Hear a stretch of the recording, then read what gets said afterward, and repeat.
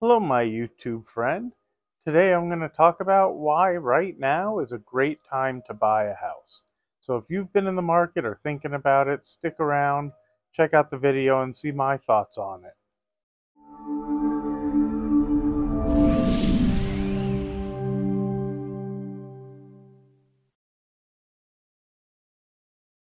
Good afternoon. My name is Adam Cotton. I'm the Rational Investor. I hope you're all doing well. Today is Tuesday, April 2nd. Absolutely gorgeous day here in Las Vegas, which is where I am. So we're going to talk about why now is a good time to buy a home. And if you stick around until the end, I'm actually going to give you a few stocks that I like today based on the market falling. And since most of you know, I really like the stock market. But before I get into the video, do me a favor if you haven't already, hit that subscribe button, smash the like button, make some comments. Tell me what you think. I know that the housing market's really controversial. The other thing is, hi, Winston. Keep in mind, this is really not financial advice. I'm not selling anything. I'm not doing anything. You guys need to do your own research on what makes sense for you. Because what makes sense for me is completely different than what fits your financial positions. And you have to do the research and see what fits and what puts you in the right position. So, why do I say that now is a great time to buy a house when interest rates are high for the past few years, prices are high, the economy's scary, and everything else, which I'm well aware of? But the reason I say that is if you're buying your primary residence, you need to do an analysis of can you afford it and are you secure in your position? And do you love the house? And all the stuff about if it's an investment that, of course, changes if you're looking for an investment property. But if you're looking for a home to live in, there's so many factors that go into that that have nothing to do with the investment aspect that I think it's really important to not pay attention to the investment. This is your home to live in. If it's strictly a financial decision, well, maybe renting is the right decision for you. But if it's about a place for security for your family and you know you want to live there a long time and you have a good secure job, you've saved your down payment, you can easily afford the monthly payments, you have a cushion to be able to cover any expenses, and you really like the home, it shouldn't matter too much whether the value goes up or down. It really shouldn't. You know, my wife and I, we looked for a long time before we found this home, and it checked all the boxes of the things we were looking for. That's really what we wanted. And then what ends up happening when you buy the home that you love is you do things to make it look nicer.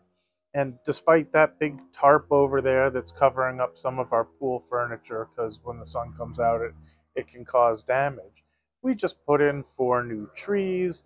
We're working on making the grass nicer, and we're getting the other ones trimmed. And we're doing all sorts of things to make the yard prettier because we love our home. Barbecue pit over there. You know, it's just enjoyable in a way that if we were in a rental property, we would feel differently about it. And then also, it gives us the security of the location that we're in, the schools that my son's going to, and all of those things that come along with it. Now, if you don't think you're going to be in an area for longer than a couple of years, or your life may change over a short time and you think you may be in and out of something, I might rethink it and think about longer term views.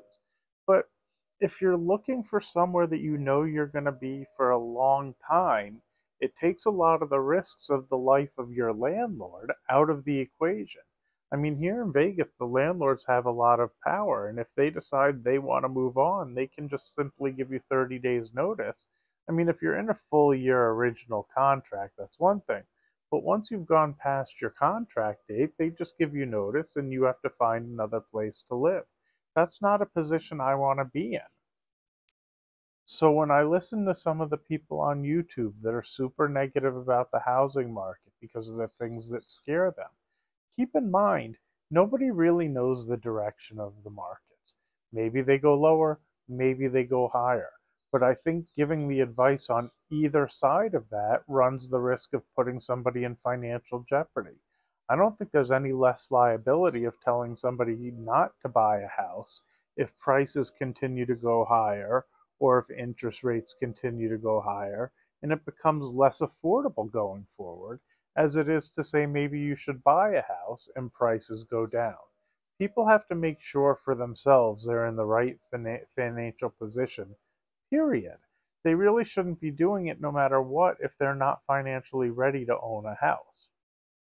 But I sure wouldn't let those guys talk me out of it if I did want to buy a house, because I'd be really upset if the market kept going higher and higher and I listened to the advice of them because they're nervous about the affordability, the credit card debt, the interest rates, and all the stuff that's in the news. And to be fair, they have a lot of really good data points.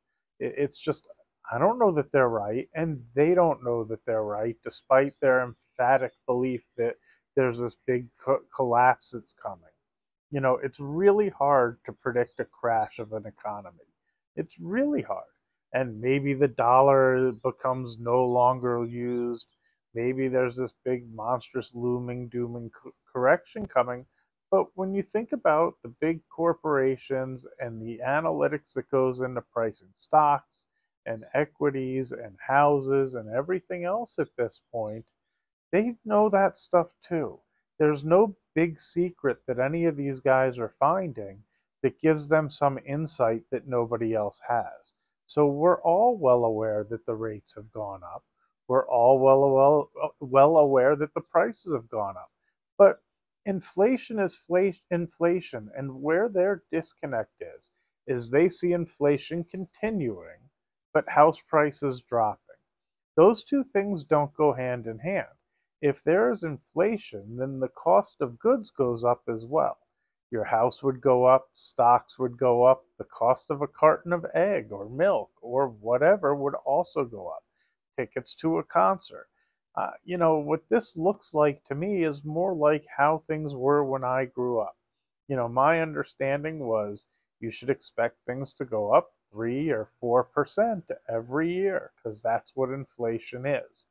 I think the 2% target that the Fed has is a little bit, I don't even know that optimistic is the right word, but it's very aggressive for an inflation rate that they would like things to go to.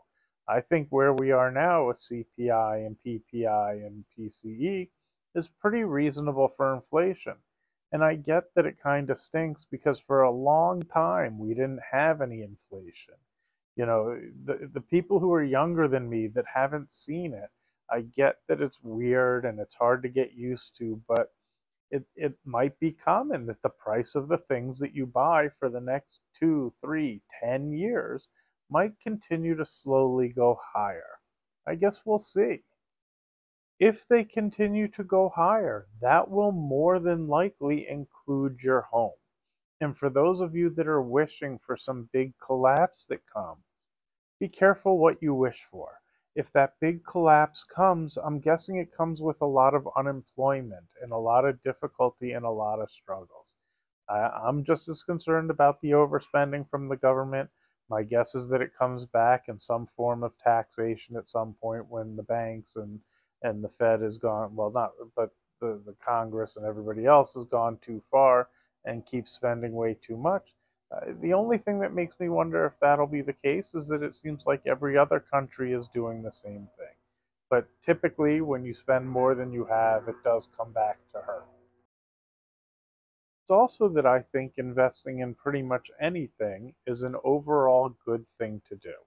Live below your means and put away, whether that means it's in real estate, equities, investments of like collectibles, whatever it is that you find interesting, which is kind of why I say I think now is just as good a time as any. I don't try to time the markets that way. I just make sure I'm in the right position to be able to afford it. Now, I'll repeat the part I said earlier. I'm not a financial advisor. You need to do your own research, make your own financial decisions, and seek out advice from your financial advisor or whoever you use to help in those decisions. Don't listen to me. I'm just a guy on YouTube sharing my opinion. Now, in terms of equities, I think anything that was up on a big down day today looks really attractive to me. I'd be careful of the things like the like ExxonMobil or some of the things that were up because oil prices were up. But I love Meta. I think Facebook, as I still think of it, is such a great company and their earnings are getting stronger and stronger. I know it looks like the stock has gone up so much, but I think it's in relationship to how much their earnings have gone up. And I don't know what in the economy is really going to slow that down, which is why I said I don't try to overthink the things that are going on with the Fed and the interest rates and everything else. Unless there's a big calamity and the markets really collapse, I think they continue to grow. And the other one I mentioned that I love seeing how it reacted today, I mentioned it in another video the other day when I talk about bad news, great companies, was UPS. It's nice to see on a big down day that they didn't fall any further. It makes me start to think maybe the sellers are getting exhausted and hopefully they make a nice bottom here below 150 per share. I guess we'll see going forward. Now, again, make your own financial decisions. Really don't listen to me. I'll say it over because YouTube's picking up on something on my videos about financial advice, and I want to make sure they're well aware that I am not a financial planner. So, anyway, do me a favor again. Don't forget that thumbs up and like and subscribe. I hope you guys are enjoying the content. You know that's what helps their algorithm and other people find the channel if you're enjoying it. And I was really excited to see we actually went right through 5,000 subscribers. So super cool. Hopefully we just keep chugging along. Have a great day.